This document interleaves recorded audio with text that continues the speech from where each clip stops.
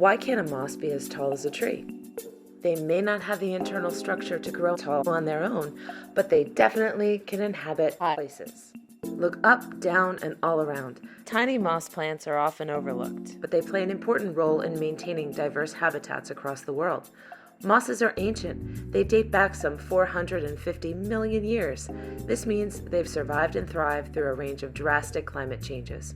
Some 25,000 species strong, moss plants now live on every continent and within every ecosystem suitable for plants that use sunlight for energy.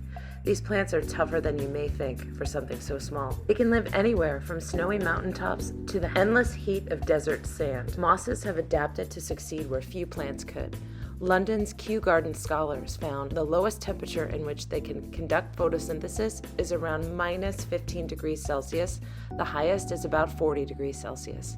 They can also survive extreme conditions by becoming dormant and drying out. In hot places, mosses protect tree roots by shading and insulating the soil. In the Arctic, they can actually prevent the warmth of the sun from reaching the ground to maintain cool temperatures, helping to prevent permafrost thaws and microbial activity. When they hydrate, mosses act like sponges to soak up rainfall and allow other plants around them to thrive by maintaining moisture in the soil and keeping humidity in the air.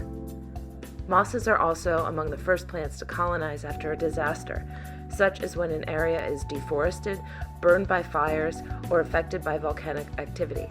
Mosses stabilize the soil surface and retain water, helping new plants to grow and take hold.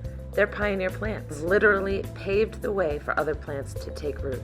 Like lichens, mosses trap wind-blown soil. Over time, enough soil accumulates to support others whose spores or seeds are trapped as well. Mosses can't ever reach tree height because they don't have groups of cells that work together to move water and nutrients. Veins in this leaf are made from groups of cells moving water upward and other cell groups moving nutrients out to the whole plant. Cells at A move nutrients down from the leaves. Cells at C move water upward from the roots to the leaf tips. Mosses don't have these parts. Instead, water moves by osmosis, cell by cell.